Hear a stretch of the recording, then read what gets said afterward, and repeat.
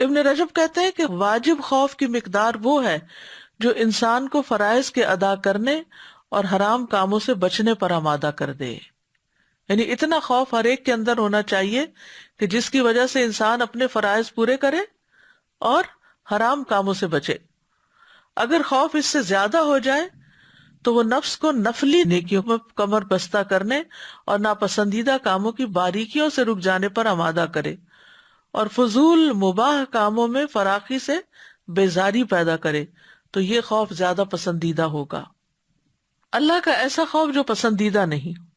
اگر خوف اس سے بڑھ جائے کہ انسان بیمار ہو جائے یا ہلاک ہو جائے یا چمٹ جانے والے غم میں پڑ جائے، ڈپریشن میں مبتلا ہو جائے، تو اس طرح کہ وہ اس کو اللہ کے مطلوب اور پسندیدہ فضیلت والے کاموں کو حاصل کرنے سے روک دے، تو یہ خوف پسندیدہ نہیں ہوگا.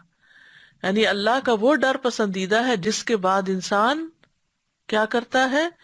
اللہ کی عبادت میں لگ جاتا ہے. اور وہ خوف ناپسندیدہ ہے کہ جس کی وجہ سے وہ کچھ کرنے کے قابل نہیں رہتا.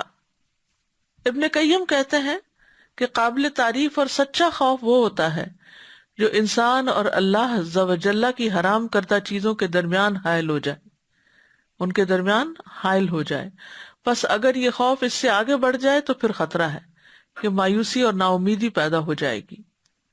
ابو عثمان کہتے ہیں کہ سچا خوف وہ ہے کہ ظاہری اور باطنی گناہوں سے بچ جانے پر آمادہ کرے. یعنی اصل خوف کیا ہے؟ کہ انسان سامنے اور چھپ کے کہیں بھی غلط کام نہ کرے. ایک طبعی خوف بھی ہوتا ہے، اس پر بندے کو ملامت نہیں کی جاتی، بشرطے کہ یہ خوف واجب کو چھوڑنے یا کسی حرام فعل کے ارتکاب کی طرف نہ لے جائے.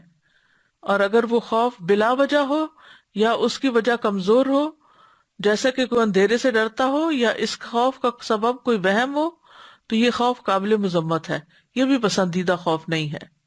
تو اللہ سے ڈرنے کا معیار کیا ہے؟ نبی صلی اللہ علیہ وسلم نے فرمایا تم اللہ سے اس طرح ڈرو گویا تم اللہ کو دیکھ رہے ہو. اگر یہ مرتبہ حاصل نہ ہو تو کم از کم اتنا یقین رکھو کہ اللہ تمہیں دیکھ رہا ہے.